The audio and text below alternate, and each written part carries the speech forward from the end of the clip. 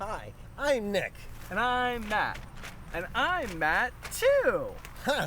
Well, I bet y'all didn't know that if you were to start a climate-smart home garden, that it's going to enhance your diet diversity by an incredible 37.5%. Wait, what's a climate-smart home garden?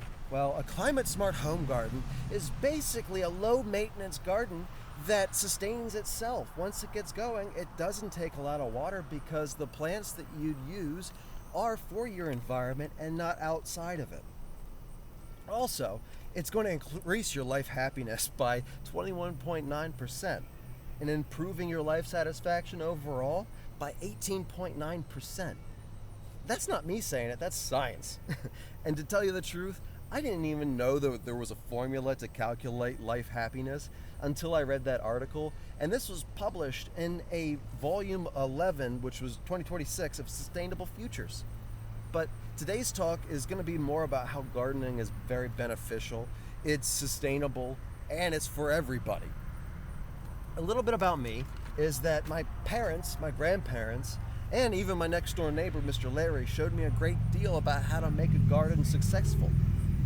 And this one that I'm in right now, I built with Matt and Mattoo.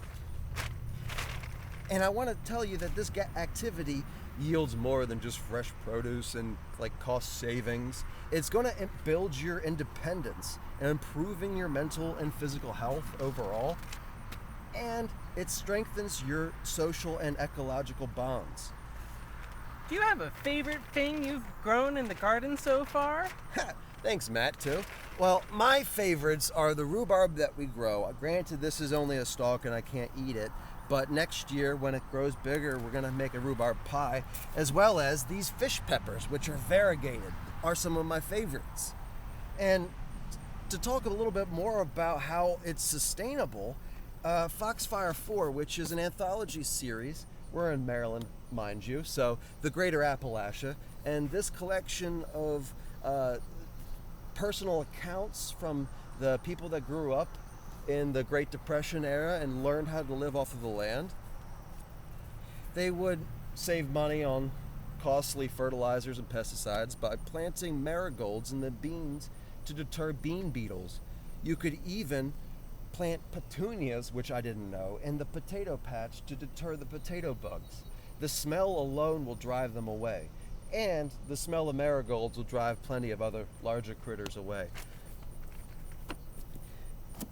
This fenced-in garden that we're in did not cost a lot. It did take a while, and we expanded over a while, and in total we have about $2,000, which is not bad.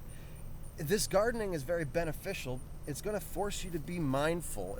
We grow here what we use. So these tomatoes, the peppers, we have a meal every single night from the garden. And we also find ways to prolong the harvest and to preserve what we harvest. This is also forcing you to be very mindful. Here in the Introduction to Permaculture, published in 1979,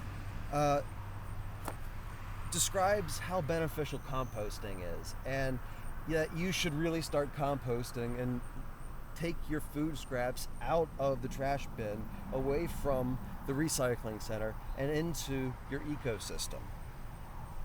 Building up biological resources on site is a long-term investment which needs thought and management in the planning stages, as is a key strategy for recycling energy and developing a sustainable system.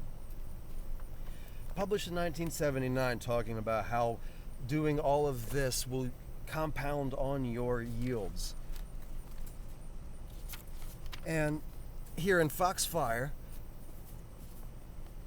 the people had to provide for the enrichment of the soil from what was available on their farms. Every scrap of chicken, animal manure that could be collected was put back into the soil. Some folks made compost piles, and many spread ashes on the ground to sweeten and enrich it. They were the true organic farmers. And this was published in 1970, before the introduction to permaculture. And people have been speaking about how gardening is beneficial for ages. Plato spoke about it. I think currently on Netflix there's this guy named Zach Galifianakis. He's doing a gardening show, but I haven't had much time to watch it because I'm in school. So people have been speaking about how beneficial gardening is from the dawn of time, and it's for everybody, young and old. Also, it's very accessible. If you were to be in a cityscape, gardening is still for you. There are dedicated areas called community gardens to be a space for you to engage in small group learning and to really put these ideas to practice. And I want to stress that gardening is not a chore. It is a canvas for you to create something and have a little bit of fun doing it too.